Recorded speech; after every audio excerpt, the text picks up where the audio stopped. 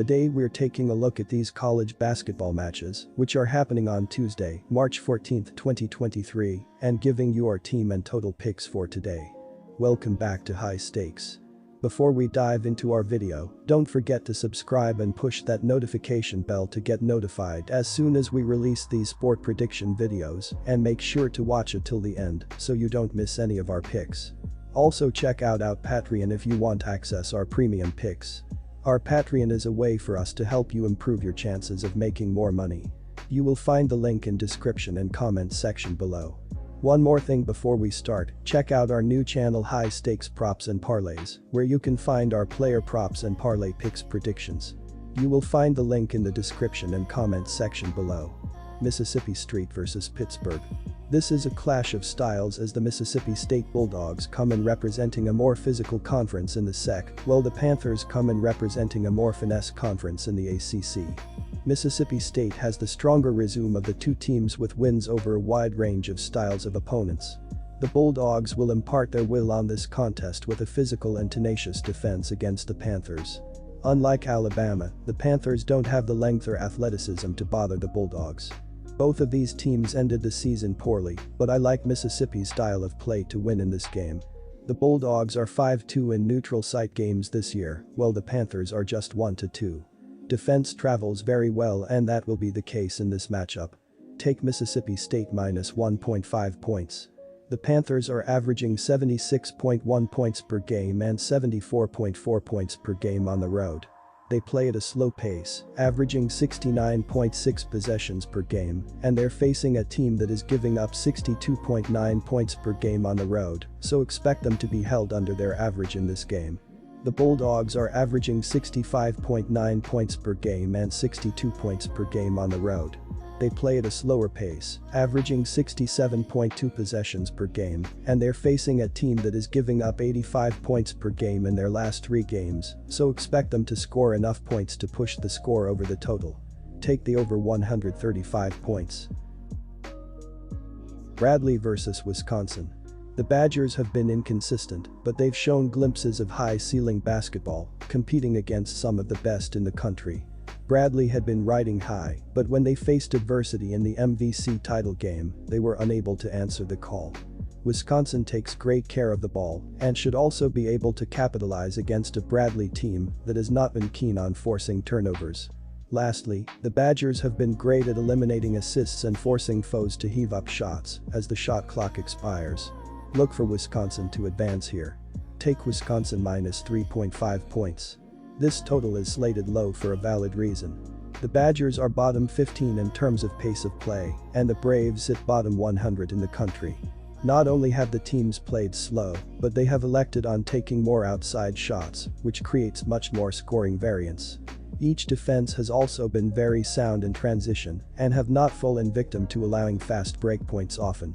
Look for the air to be taken out of the ball and for each defense to lead the way here. Take the under 126.5 points. Southern Miss vs UAB. We're looking at a clash of teams that are familiar with each other, as Southern Miss was part of Conference USA before moving to the Sun Belt this season. As a result, don't expect there to be any love lost when these teams take the floor. UAB is one of the most explosive offensive teams in the country, and they are excellent when it comes to crashing the boards. Southern Miss has the advantage on the defensive end of the floor, but they did struggle down the stretch of the regular season. NCAAB has the best player on the floor in this contest with Walker, and that, coupled with home court, where the Blazers are 15-2 on the year, gives them the upper hand here. Take UAB to advance to the second round. Our team pick is Blazers minus 8.5 points. Southern Miss dropped 3 of their last 5 games heading into this game, as they were knocked off by South Alabama in the quarterfinals of the Sun Belt Tournament, putting up a disappointing performance after winning the regular season crown. The Golden Eagles entered this game 25-7 overall, and they were 14-4 in the Sun Belt during the season. Against South Alabama, Southern Miss trailed by as many as 5, while leading by as many as 6 in the first half, only to see their lead settle at 1 at intermission. The game was tied with 7:32 remaining in regulation before the Golden Eagles went cold. Southern Miss gave up a 22 run over the next 4:42 to trail 69-51 with 2:50 to go, and that sealed the contest. The Golden Eagles shot just 37.3% from the field, including 4 of 17 from three-point range, and turned the ball over 16 times in the loss. Felipe Haas and Denijay Harris, 12 rebounds, each had 18 points to lead Southern Miss in defeat. The Golden Eagles are putting up an average of 74.2 points per game on the season, putting them 120th in the nation in scoring offense. Southern Miss pulls down an average of 36.6 rebounds per contest, while dishing out 14.6 assists a night. The Golden Eagles have been very good defensively, holding opponents to 65.4 points a game, which is 51st in the nation. Austin Crowley leads the team with 16.1 points and 4.1 rebounds per contest. Felipe Haas, 15.3 points, 6.2 rebounds, and DeAndre Pinckney, 12.9 points, 6.8 rebounds, are capable secondary scoring options. Denijay Harris, Donovan Ivory, Naftali Alvarez, Marcelo Perez, Mo Arnold, Victor Hart, Nico Aguirre and Tyler Mormon are key rotation pieces for coach Jay Ladner. Southern Miss shoots 45.8% from the floor as a team this year. The Golden Eagles average 6.9 threes a night, but hit on 32.6% of their long-range attempts. Southern Miss is mediocre at the charity stripe as they shoot 71.1% from the line as a team. Our total pick is over the total. Eastern Washington vs Washington State. The Cougars will dominate this matchup, much like they did when these two first met back in November. The Eagles have lost 3 in a row, and confidence couldn't be lower for this group, while adding in their size disadvantage, evident by the first meeting. For Washington State, they were playing some of the best basketball in the Pac-12 over the last month, and with their eyes on next season, they know this is a great opportunity. This is a classic case of one team who is likely disappointed and another team who is excited, giving the Cougars a massive leg up to make it a season sweep. Additionally, according to Covers.com, Washington State is 5-1 ATS in their last 6 home games and 4-0 ATS in their last 4 home games against a team with a winning road record. Our team pick is Washington State, minus 11.5. Washington State was 11-9 this season in Pac-12 play. The Cougars finished 5th in the Pac-12 standings this season and were ousted by Oregon, 75-70, in the quarterfinals of the conference tournament. Washington State erased a 19-point Oregon lead, but the Ducks finished on a 7-0 run to advance. Washington State will look to replicate its defensive performance from earlier this season when they held the Eagles to 56 points. The Cougars ranked 3rd in the Pac-12 in scoring defense, allowing just 65.3 points per game. Offensively, Washington State had 2 of the Pac-12's top 10 scorers in TJ Bamba and Mauham Gay. They combined for more than 30 points per game this season. The Cougars got an unexpected lift against Eastern Washington from Jabe Mullins, who shot 8 of 11 from behind the arc against the Eagles and led all scorers with 24 points. Mullins only averaged 8.2 points per game on the year. I'm siding with the under. This total seems too high for any game involving Washington State, which ranks 327th nationally in adjusted tempo, according to KenPom.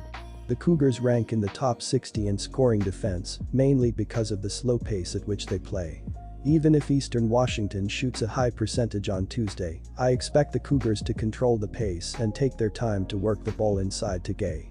After getting blitzed from 3-point range the last time they met, the Eagles are going to adjust and guard much better around the arc.